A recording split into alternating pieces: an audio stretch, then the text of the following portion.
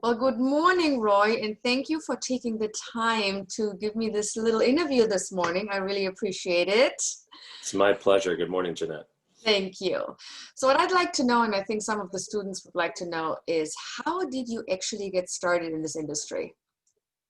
So I got started, I didn't know what I wanted to do actually. And my cousin was the only person I knew in Hollywood. She's a publicist and she's about 10 years older than I am. And she said to me, go work for a big agency because then you'll see, more of the industry. You'll sort of gravitate, you'll learn, you'll see how it works. You'll gravitate to what you want to do. You'll have a better understanding of the business. And she equated agency work to basically graduate school. And so I dropped my resume off at, this is 1998, I dropped my resume off at CAA, William Morris, and ICM. Ended up getting a job at CAA and didn't know what I wanted to do. And, figured it out from there. I ended up obviously staying as an agent, and I'm still an agent today. But a lot of people, the person before me went to work for a network. The person after me became a writer. The person after that person became an executive and a producer. So it gives you a lot of options. You also develop relationships and you learn how the business works and you have access to materials and everything. It's great. It's a great job to learn the business. It's and great. I recommend it.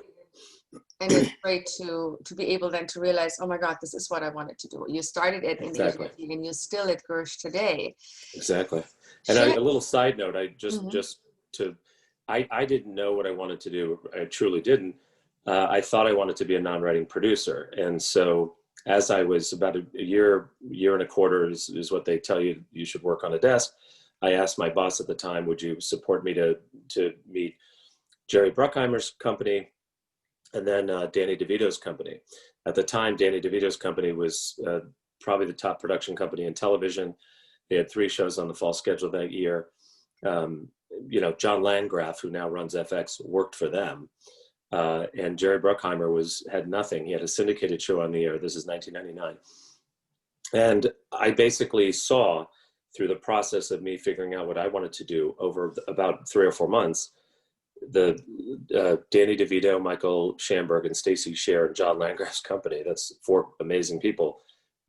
All 3 shows were canceled. They broke up as a team. They had differences. And then Jerry Bruckheimer, who couldn't get anybody, couldn't get shows on the air, just was having trouble developing his television business.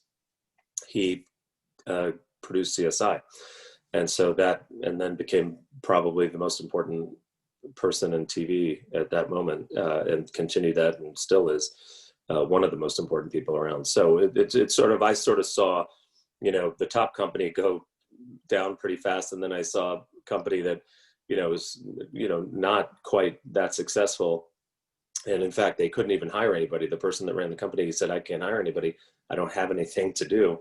I'm trying to get this company up and running, but when I do have something, let's talk. And of course, CSI changed their lives and changed a lot of people's lives. So good for them. But so I looked at it and I said, being an agent at the higher levels is a little bit like being a producer on something, depending on how you look at it. But I sort of thought, well, I can do a lot of different things being an agent, and it appealed to me. So, and also a lot more stability appealed to me at the time. So, of course. But it's very motivating to see that even someone like Jerry Bruckheimer had to start from scratch and got doors slammed in his face. No, I'll tell you how it was. I'll tell you which, it's not really talking out of school, but the person is Jonathan Littman, who's a great man, and I call him a friend to this day. He was running the company at the time. Jerry thought he needed someone very high level who would maybe run a network. And none of those people were interested in working with him at the time. And then eventually Jonathan Littman said, Jerry, I'll work for you for free. But if CSI gets on the air, because I love this one, if CSI gets on the air, pay me, So yeah, we should all be so lucky. Yes, smart choice. That's so right. you work for the Gersh Agency, which is a fantastic agency. I've been so happy to be represented by the company. What is your role there, if you don't mind sharing? So you know, at the beginning of how you evolve as an agent, you start out by either you're in the writer business or you're in the reality business usually, right? Those are the two departments, or you could be in talent. Talent sort of bridges the gap between TV and film, though. You're not usually exclusively a TV talent agent, but some people are. And for coverage purposes as an agent, maybe you are. But in the non-talent world, it's basically about selling TV shows. So you usually start your career representing writers and directors, and that, you know, you're basically you're getting them jobs. As you grow as an agent, and those people also hopefully grow, you're getting shows on the air, you're selling TV shows. So you become somebody who, very simply put, gets TV shows on the air. And so that could cross over between obviously scripted shows. It could cross over to reality shows. It's also, you're representing companies at that point, like Jerry Bruckheimer's company and companies like that. So you're really doing everything. And that includes, sometimes you're finding financing, sometimes you're finding, you know, international partners, you're doing it all. So it's a very, you know, it's a very complex world that we've sort of, you know, built all the entire business over the last, I would say, 20 years since I started. Because when I started, there were really just the cable networks, and there was HBO and Showtime, but they didn't really do that much programming. And now there's an explosion. You know, in 1985 or so, there were 80 shows on the air, and now there's 500 TV shows, and that's just scripted. There's even more reality shows on the air. So the content world has just exploded, and it's exploded all over the globe. It's not just the United States. That's right.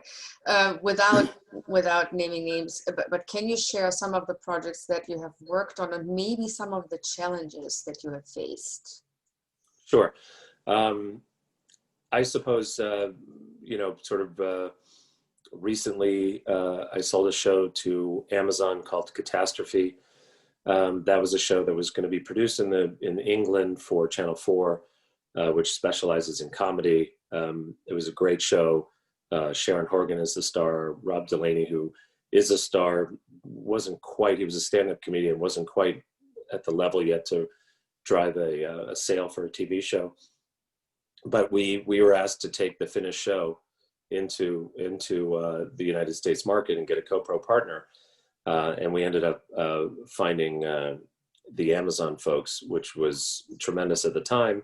I think there were several million social media impressions the first night. I think it was 3 million. And that's a lot of times that's how you judge these things, like how much activity they're getting on social media is part of, you know, sort of how you judge whether a TV show is successful, and whether people, it's part of the conversation about keeping a show on the air, quite frankly. Right. So that was one that was sort of a little bit left of center because it was a finished show, became an American original as far as, you know, the way the audience saw it, because the deal we made with Amazon was to have it be called an Amazon original. It had an American, you know, star with, you know, the British woman, you know, and then Carrie Fisher ended up playing the mother. And so it was a tremendous show, but it was a little bit different in that you're looking to help a show get to stay on the air, because they had shot the first season in England. They needed more money to keep going, not just for the talent, but also because the show was starting to cost a little bit more. It wasn't that much, but, you know, everybody does shows for a little cheaper than the United States. Other shows I've been part of, you know, selling things to the American networks. There's a show called The Moody Christmas on Fox. Dennis Leary is the star. And, you know, that was based on a successful format from Australia. And, you know, I actually taught a class several years ago at USC, and the only book I assigned was a book called Desperate Networks, because it gives you the psychology of what the network buyers are. So no one wanted Law and Order. No one wanted Survivor. No one wanted American Idol. No one wanted CSI, by the way. The list goes on. No one wanted Seinfeld. I mean, it was very problematic, and Rob Reiner ended up getting involved and sort of trying to save the show, and they did save it. It was only a 6-episode order the first season, and obviously that's one of the most successful shows ever. You know, these shows are often, you know, the biggest Cheers was last place the first year it was broadcast. You could have canceled the show. The Office was 6 episodes in the first year, and the ratings were very middling and not great. If they had canceled the show, Kevin Riley was the president of NBC at the time. If he had canceled it, no one would have really questioned that move, I don't think. And then, of course, the show becomes the most brilliant, one of the most brilliant shows also. And then Steve Carell becomes a huge star, and many other people on that show, John Krasinski and others. It's just you just never know. Moody Christmas, we sold 4 different times. And the 4th time, 2 years ago, it got on the air at Fox, and they're now shooting the 2nd season. So that's the world that we live in, nothing's easy. I even had an old feature film colleague say to me once, he was asked what movie is the favorite of all the movies you've been involved in, and he said every single one of them, because it's literally like having a child. It's so hard to get a movie made. So that is true. There you go. Yeah. There you go. Can you talk a little about some of the recent changes in the industry and how they affected your work and the work of your clients? I would say the biggest change is if you go back probably 10 years now and you look at the evolution of the streaming services, right? So you look at Netflix and Amazon and Apple. I guess Netflix is now probably 15 years they've been doing, but Amazon and Apple less than 10 years. Peacock, HBO Max, they all are out there, and there's probably going to be a few more. There is so much content. There is this appetite that never, sort of prevailed. But the scripted TV shows are worth a lot of money to these companies, and they drive a lot of subscriptions, which is, you look at Disney Plus and, look at that Disney stock, which has gone up 50 points in the last month. And it's because of the streaming service, most primarily, and, they're not getting people back in the parks. The cruise ships aren't working. Stock goes up 50 points since I think it was December 1st to now because of streaming. And that's the future. And the resources of these companies. And by the way, the companies, look at the size of the companies. Warner Brothers was just a studio really, and it had HBO, but they operated separately. And now Warner Brothers is 4 studios combined. It's about, I think it's 7 or 8 networks, possibly more. Viacom is 14 networks. Disney is I think 8 networks. So these places are huge now, and that changes things because you now have so much corporate decision making that's driving what we do. So we have to understand that, cover these networks, talk to the executives, and figure out what they're doing, and figure out how to put our clients in position to get shows on the air. And it's harder because it used to be, and it's not, I don't know, as a talent, I think there's so many great things out there, but it used to be, let's make a great show, and you called up the networks, and there were 4 or 5 networks, and you went to pitch your show. Right. And nowadays they say, that's never going to happen here, so don't bother pitching it. And they sort of know that, from the time that they're hearing what we're trying to get them to meet on. And they're saying now, before they've really met the clients, read the script, they're just saying, that doesn't really seem right. Let's not do that. That doesn't happen all the time, but you'd be surprised where, to try and get pitches now, it's not unusual. There's probably 25 places that buy scripted programming. There's probably 40 or more that buy unscripted programming. And in the scripted world, I can tell you it's not unusual to have only 1 or 2 pitch meetings. And you sometimes sell a show, sometimes you don't, but sometimes you do. And you wouldn't think with those kind of odds you would, but you can. But that's how specific some of these places are being. Are they sharing with you the specifics of what they're looking for? Or is it they are. No, they are. And they give a mandate, and they have their meetings, and they decide sort of what they want to do. But most of these big companies, they want to take their IP, and they want to, basically work with their own library and reboot those shows and monetize their own library. And that's the, again, it's very corporate. My point of saying this was that, from the talent point of view, it doesn't sound like it's all talent friendly.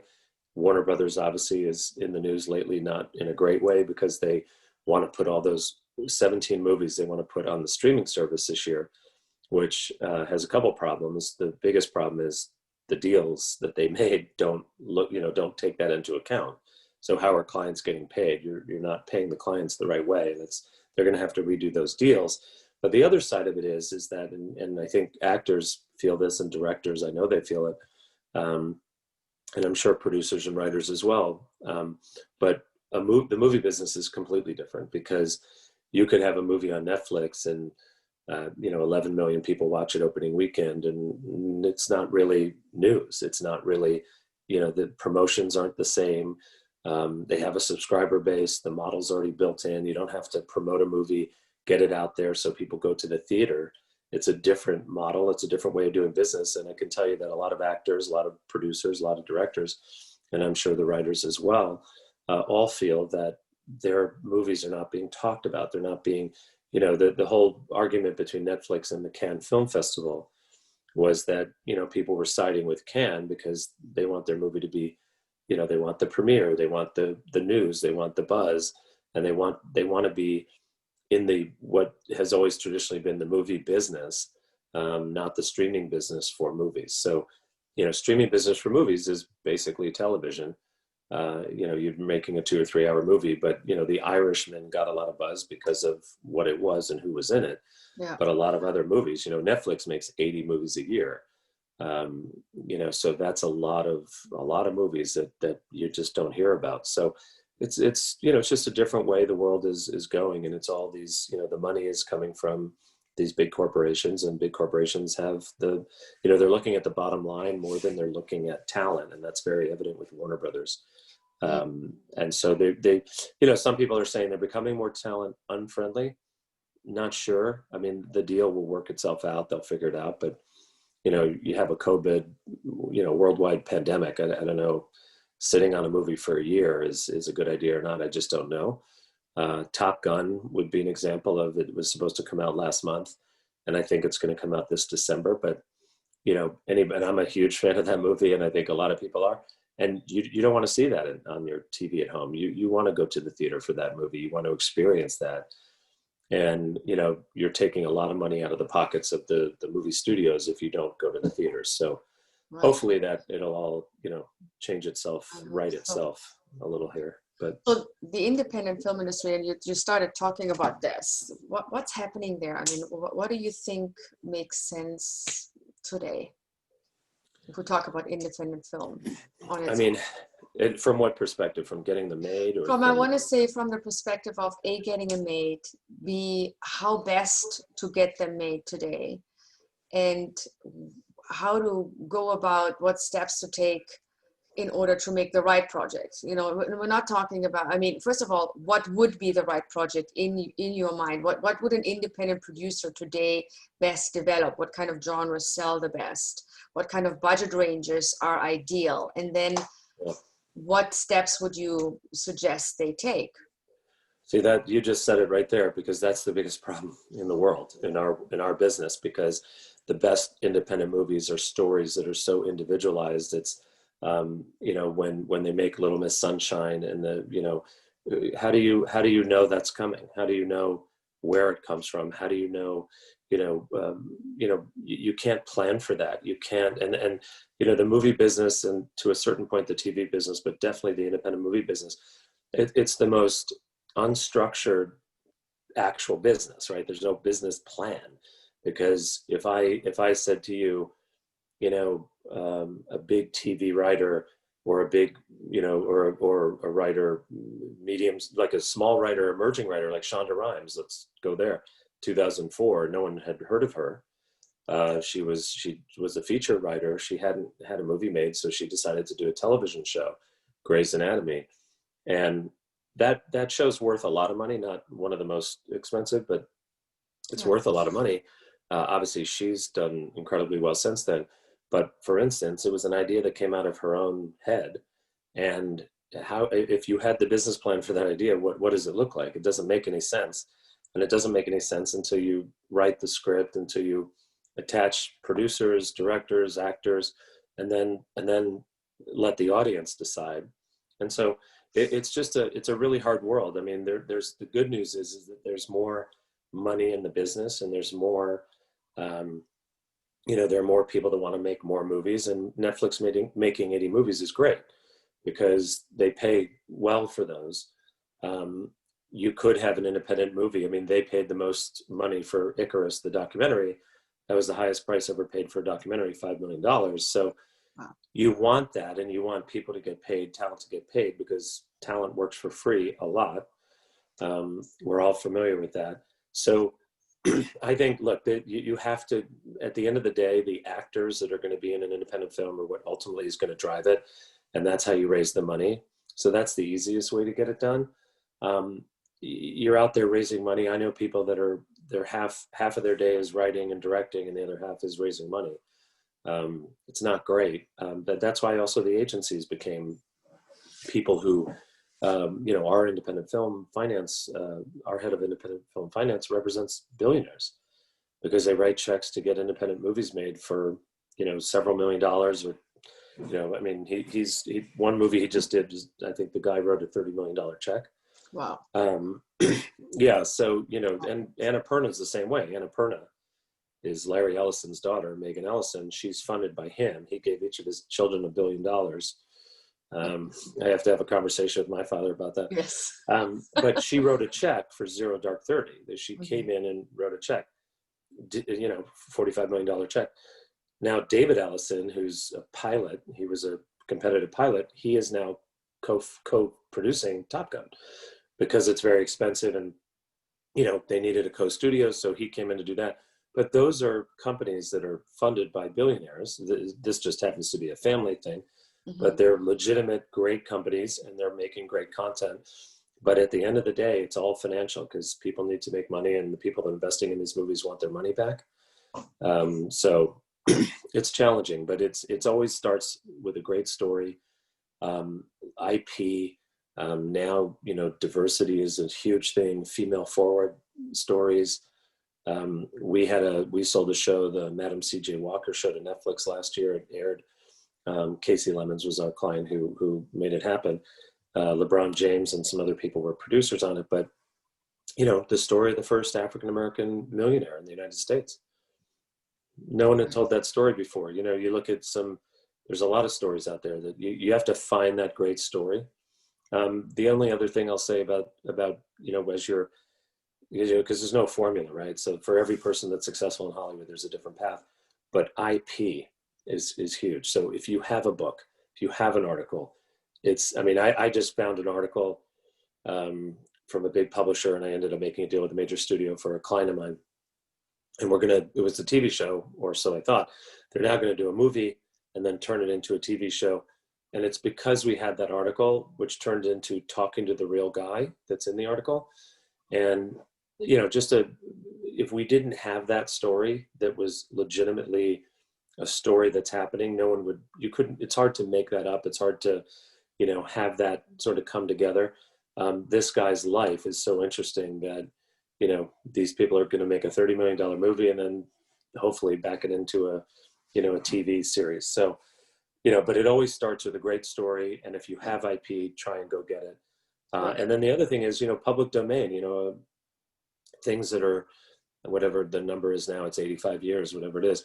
I think it's a little more, but everything's public domain. So anything Shakespeare is obviously public domain, but a lot of the fairy tales, the Grimm brothers fairy tales, there was a show on NBC that started about 10 years ago. Go look for great stories, and some of them are IP, some of them are not. Anything related to the government is public domain as well. So yeah, there's stuff out there, but it's always a great story.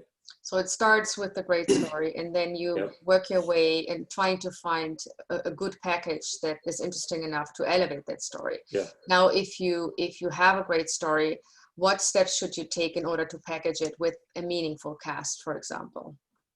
Are you a writer or producer? Or I'm a producer now. So let's say I have this story, and it's a great script. I developed it to the T, and now I want to go package it, but I'm not represented by you. So what do I do? You're an emerging producer. Yeah. Okay. So an emerging producer has the same issue that an emerging writer or an emerging director may have. You're emerging, right? So you need to find someone who already emerged and has a big name and knows the business, is respected in the business. And that's how you have to start building. And there's no, there's just no way around that. And, if you're an emerging director, that may be great. But one of my clients right now is emerging. He's brilliant, but he's directed one movie he had to finance it himself. It was about a $4 million movie. And the movie turned out pretty well. It didn't turn out great. But the point I'm getting to is that he now wants to go out to huge movie stars for his new script, which is brilliant. And he's got a brilliant producer on it, but he wants to direct it. And the huge movie stars, they're getting directed by people like David Fincher. They're getting directed by Patty Jenkins. They're just not going to, it's not even about the money for them. They make so much money no matter what they do. Mm-hmm. So it's a challenge there. And sometimes you have to give it up. And of course, there's, again, stories that we know. Sylvester Stallone may not be Sylvester Stallone today. I don't know. But, he was told many times to give up and was offered a lot of money to give up Rocky. He insisted, on staying with it and being the writer and being the star. And obviously that worked out. But, you need to find big, heavy hitters in the business, and you got to partner with them. And, I always say, partner with somebody, give up a little bit financially, you'll be better off, because you need to get something made no matter what you do. It's always about getting something made. A writer has to get something made. A producer has to get something made. Otherwise they don't get paid. And a director as well. So that's the challenge. But you have to find partners who are major players and can help navigate through the industry. And if you can do that, they probably have an agent or a manager or a deal at a studio or a network, and they can help that way as well. So it's always finding established people. So creating a strong story and combining forces with someone who can help you get the story made would be exactly your advice. And you think that would work for film as well as for television shows? Like when someone wrote a great TV series Bible, let's say, and wants a showrunner attached, would they go the same path? It just depends. If you're trying to get, look, Shonda Rhimes has a deal at Netflix, right? She has several people working for her. You can get it to one of those people if you're an emerging writer, and they may take it on, they may not. It usually is hard to get to a showrunner, and if I were an emerging writer, I would start with producers first, because mm-hmm. the producer will hopefully protect you. Hopefully you can make a deal that says that you're going to be as involved as possible. You're going to have a better chance of getting paid a little more money. It doesn't mean that a producer won't do that, a showrunner won't do that, but you just don't know. And you better have paperwork, either way, that establishes what your deal is, because you need to be part of the show. You need to be in it for life. You need to have a professional do that deal, whether it's an agent, lawyer, whatever it is. And you need to secure your place at the table, so to speak, with anybody you're working with. Then if you have IP, you better secure the IP, because you don't want to be pitching something that you don't control the rights to. Correct. And so you want to make sure that you actually control the rights, no matter if you're a writer or producer, to be able to then continue the conversation with. In fact, it's a Writers Guild issue now. Oh yeah. That they're now asked in their last agreement to confirm. Agents are supposed to confirm if their client is being offered a piece of IP, how secure are the rights to those IP, who has them, etc. So, right. Very important. Also, you're going to be doing work for free if you don't. Correct. And as someone that works for an agency, are you looking for talent at all, or would you say, you know what, we have enough to do, stay away? Or if you are looking for talent, writer, producer, what is it that you, as an agent, would look for when it comes to? You're always looking for new talent, but the challenge is it's so hard, right? So it's so hard to get a writer started if they don't know anybody in the business. Their material has to be fantastic. Right. Excuse me. Directors, same thing. There's also, you know, producers, I mean, it takes a while to build a production company. It's not something that happens overnight. It usually means producers go work for someone else, directors go work for someone else, usually a director, and then you break off when you're ready to, you know, when you know the business, when you know how to do it, when you have maybe financing, or you found your own IP. You know, that's the thing about IP IP can change anyone's life, you know, because the moment you have something great, you become, you know, just as important as a big producer because you have this IP. So if you had the rights to, you know, let's pretend you had the rights to, I don't know, King Kong or something, and, you know, you're shopping a huge movie, a huge franchise that's been made into two big movies, it's probably ready for a reboot, maybe. But, you know, Planet of the Apes, that was a good example. If you controlled those rights, it's now, I think they've made their fourth movie. And those movies make a ton of money. If you controlled the rights to the Transformers, if you controlled the rights to, you know, if you have a friend who works at a gaming company and before the game is developed, you say, look, let me talk to the writer. I'll give him $5,000 to, you know, him or her $5,000 to option the game. And then it becomes Minecraft. It becomes, you know, this huge thing. Then you have something. You're sitting on a gigantic piece of IP with a huge following. Mm-hmm. And you can navigate with that through the marketplace, I think, a lot more effectively than, you know, obviously, you know, if you didn't have it. Correct. So what I'm hearing genre-wise, when you're making these examples, it looks like it is about a IP that has a connection to already an existing audience, if you can find that, or if you have an interesting story. So it sounds genre like it's more like in the action, thriller direction. Mm-hmm. Would you say there is an appetite for one genre more than another, or for one product more than another in the marketplace today?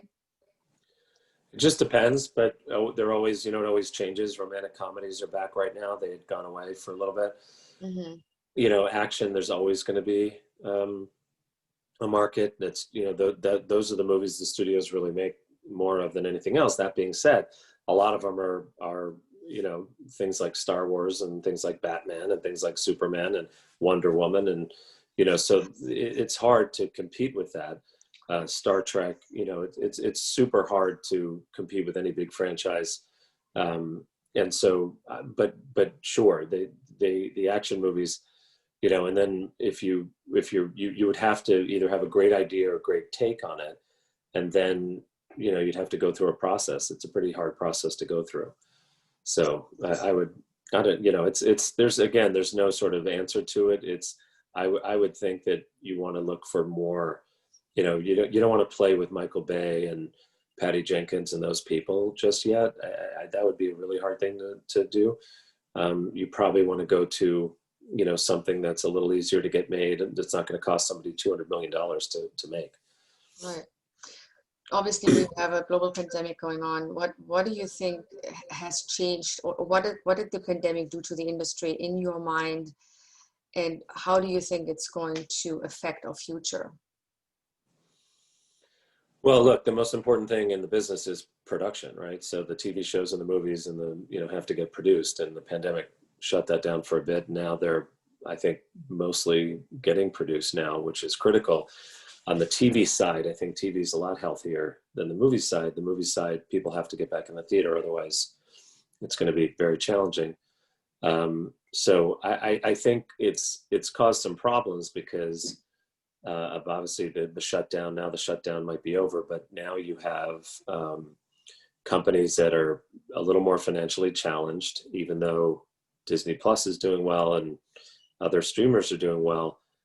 There's a glut of things that they've bought. Writers have either written or, you know, developed. And so there's going to be a little bit of a waiting period, but I think once that gets once we get over that hump, because pilot season, for instance, at the major networks, gone. The pilots they picked up last year are now going to be shot in next month in March. So that's a big problem. Pilot season basically vanished for a year. You know, and, you know, maybe someone had a hit show, maybe not. A couple of them have been canceled. Probably 75-80% of them are back on. But I think once that we get sorted out here, it's going to be great for the industry, because I think the content business will grow. People will spend more time, hopefully, at home. People will spend more time, maybe, maybe not going to the theater right away, but certainly television viewership and the money that people are spending on, sitting at home watching content is growing. So that's one positive side of it, but otherwise, it's bad for everyone. Yeah. Do you think that the demand for content is growing with all these different platforms that are emerging? Or yeah, I do. And I think that, again, there's never been more TV shows, and I think it's still growing. There's never been more movies made that are, for the amount of money that they're making them for. Because the independent market hasn't really changed that much, but the streaming market has grown. And those, again, Netflix making 80 movies is fantastic. I mean, that's more than any studio by far. So, it's all good. And I think, people watch content now, and whether it's on airplanes, you have control over your own content, and people are willing to spend money. And I think, the business is driving a direct consumer relationship between content and the, the people that make it, the people on our side of the business.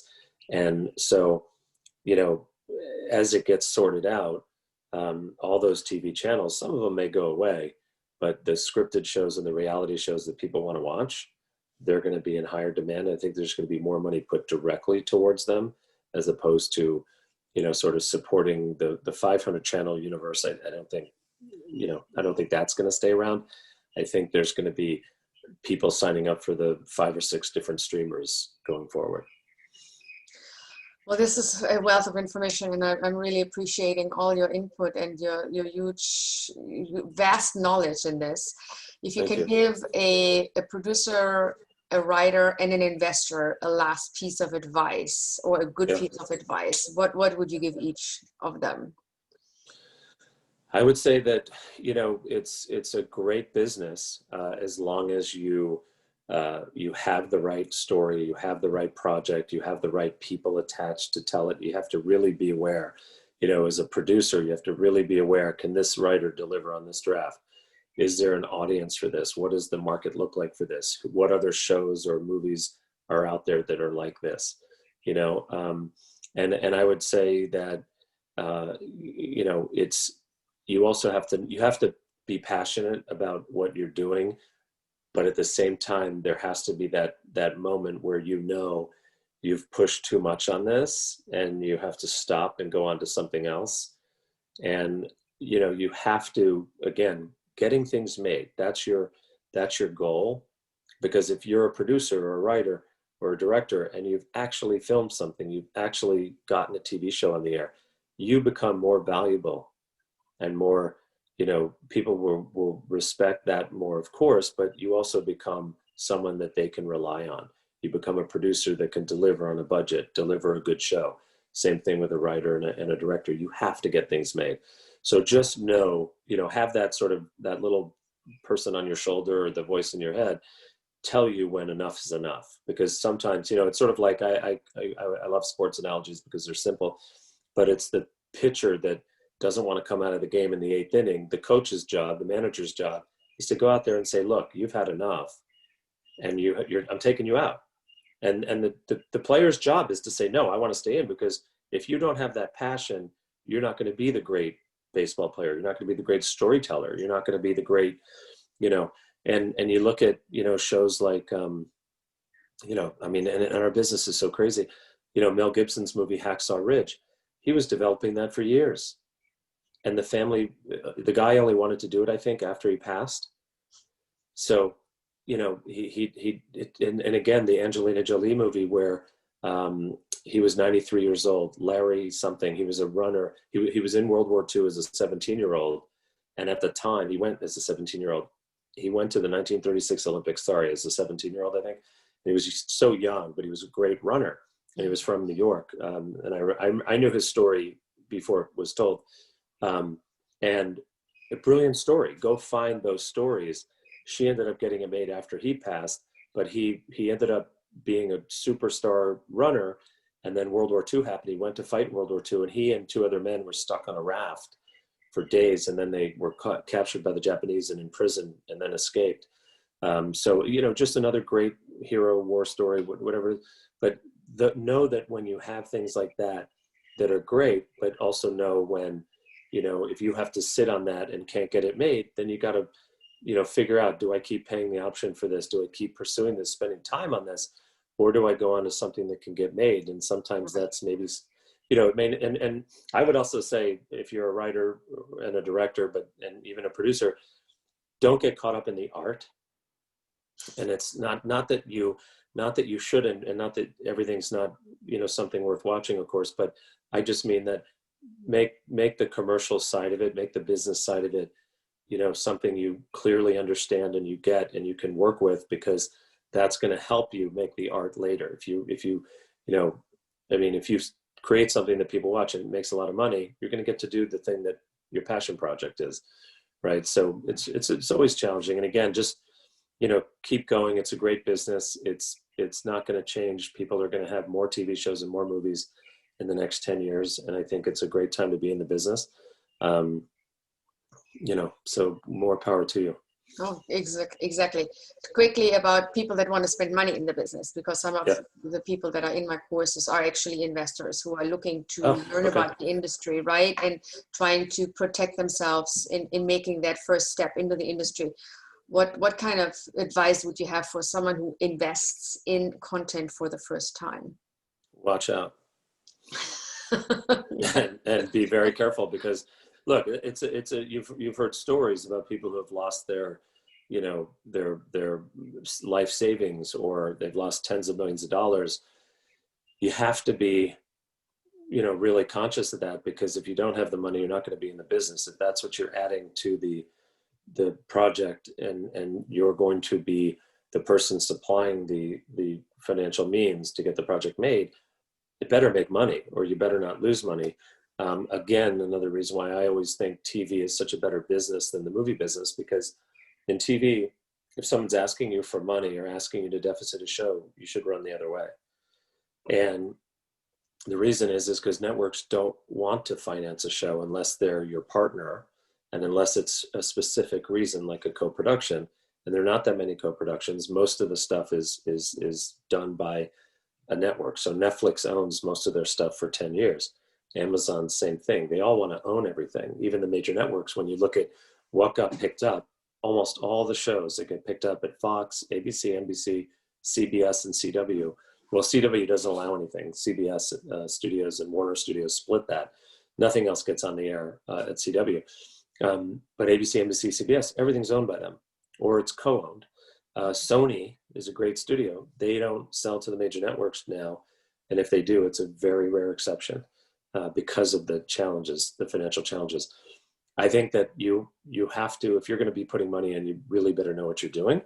And I think you should have someone who's inside the business who's going to tell you the truth. And those people are hard to find. Just give you a quick story.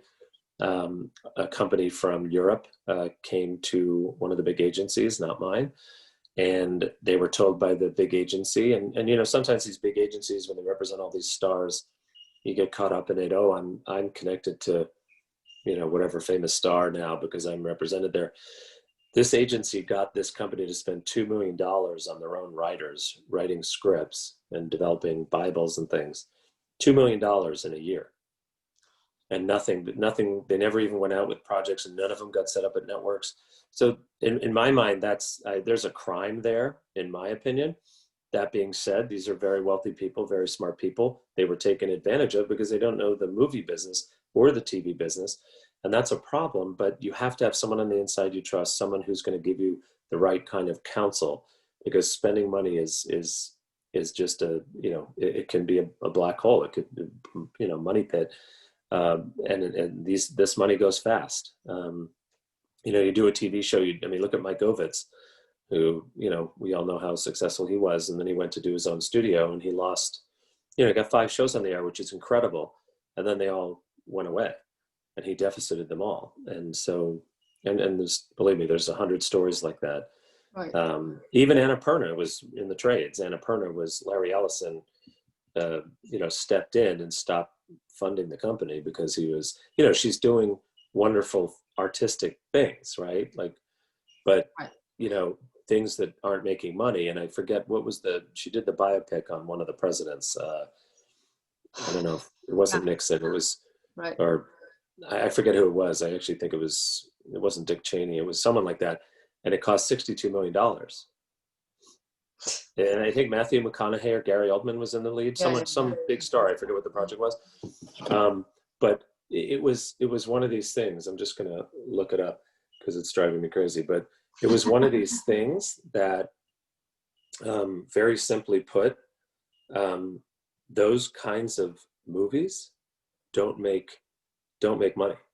And you can look at the history of those biopic type of movies, and they just don't make any money. And it's one of those things where you look at it and you go, should we be doing this? And the answer is probably not.